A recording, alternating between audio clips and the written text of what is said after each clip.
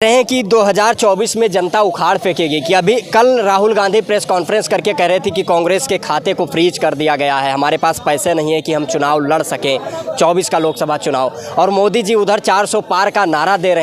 करोड़ लोगों को प्रतिवर्ष रोजगार देंगे, देश से भ्रष्टाचार समाप्त करेंगे, देश से महंगाई समाप्त। नमस्कार दोस्तों, मैं हूं अक्षय और आप देख रहे हैं नेशनल संवाद।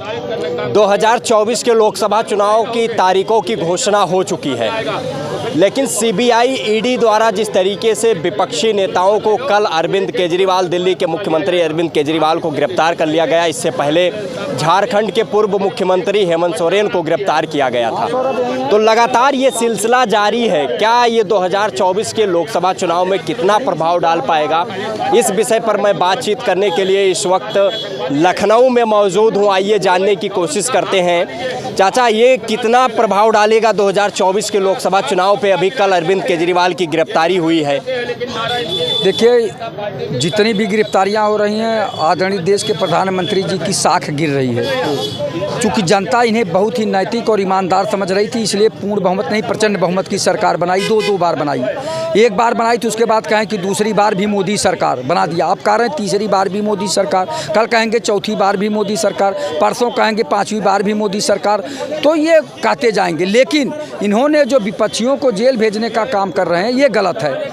ये हेमंत बिस्व शर्मा, अजीत पवार, शुभेंद्र अधिकारी जो और भ्रष्टाचारी हैं, उनको क्यों नहीं जेल भेजते हैं, उनको क्यों नहीं गिरफ्तार करते हैं? तो वहाँ तो कर नहीं, केवल विपक्षी दलों के मुख्यमंत्रियों को जेल भेज रहे हैं। सोरेन को भेज दिए, झारखंड के मुख्यमंत्री पहले थे, अब इनको भेज रहे हैं, तो ये गलत है। ये एक तरह से लोकतंत्र की हत्या है। आपको भेजना था तो 4-6 महीने पहले भेजते, अब जो है आज भेज रहे हैं। इसी तरह इलेक्टोरल बॉन्ड आपने खरीदारी किया, उसमें सूचना का अधिकार खत्म कर दिया। आपने कहा कि इलेक्टोरल बॉन्ड के बारे में जनता को जानने का अधिकार नहीं है। क्यों नहीं है भैया जनता को जानने का अधिकार? आपने कंपनी लॉ एक्ट में संशोधन कर दिया, आपने इनकम टैक्स लॉ में संशोधन कर दिया, और उसके बाद जो है पाकिस्तान से भी चंदा ले रहे हैं। बड़े बड़े उद्योगपति और पूंजीपति और लॉटरी किंग से चंदा ले रहे हैं, जिनके यहाँ ईडी और सीबीआई का छापा पड़ा, उससे भी चंदा ले रहे हैं, दबाव बना के ले रहे हैं, उसके बदले में उन्हें ठीका पट्टी दे रहे हैं। ये कहाँ की नैतिकता है? क्या यही राम राज्य है?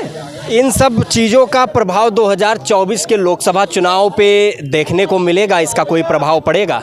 देखिए, ये सरकार जो है, आदरणीय प्रधानमंत्री जी एक वादा किए थे कि 2 करोड़ लोगों को प्रतिवर्ष रोजगार देंगे, देश से भ्रष्टाचार समाप्त करेंगे, देश से महंगाई समाप्त करेंगे, विदेशों में जमा काला धन लाके देश में खुशहाली लाएंगे। लेकिन उस पर नहीं गए, ये छल रहे हैं जनता को, और एक तरह से वादा करके वादा न निभाना भी भ्रष्टाचार में आता है। तो ये देश के प्रधानमंत्री जी अगर 2 करोड़ प्रतिवर्ष कहे थे, तब तक 20 करोड़ लोगों को रोजगार मिल गया होता, लेकिन 5 करोड़ दे दिए होते।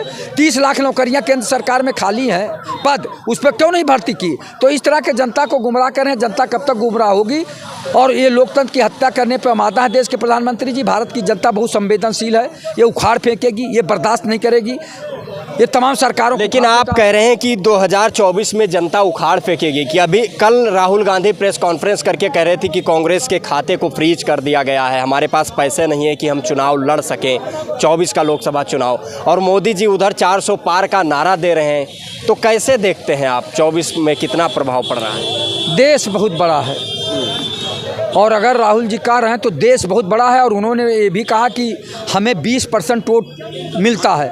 20% जनता से केवल एक बार वो प्रार्थना कर लेंगे कि हमारे पास पैसा नहीं, पैसे के अभाव में हम चुनाव नहीं लड़ पा रहे हैं, तो पता नहीं कितना चंदा मिल जाएगा। आप जोड़ लीजिए कि 20% जो उनको वोट मिला है, वोट की बात केवल कर रहा हूँ, तो कितना है उनका वोट आप समझ लीजिए, और कितना पैसा आ जाएगा। ये अगर एक व्यक्ति 10-10 रुपये या 50-50 रुपया दिया तो कितना चंदा आ जाएगा। देखिए, केवल हौसला होना चाहिए, पैसा से कितना तोड़ेंगे आप? देश के प्रधानमंत्री जी को इस पर भी सोचना चाहिए था कि विपक्षी दलों का ये जो अकाउंट बंद कर रहे हैं, ये गलत है, ये गलत है। यही तो हम लोग कह रहे हैं कि लोकतंत्र की हत्या है, हिटलर शाही है, तो इसके जवाब जनता अवश्य देगी।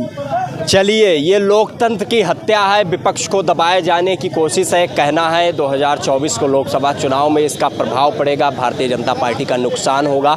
इस विषय पर आप सभी लोगों की क्या प्रतिक्रिया है? आप अपनी प्रतिक्रिया कमेंट बॉक्स के माध्यम से अवश्य दें। देखते रहें नेशनल संवाद। अक्षय की रिपोर्ट, कैमरा पर्सन शैलेंद्र के साथ।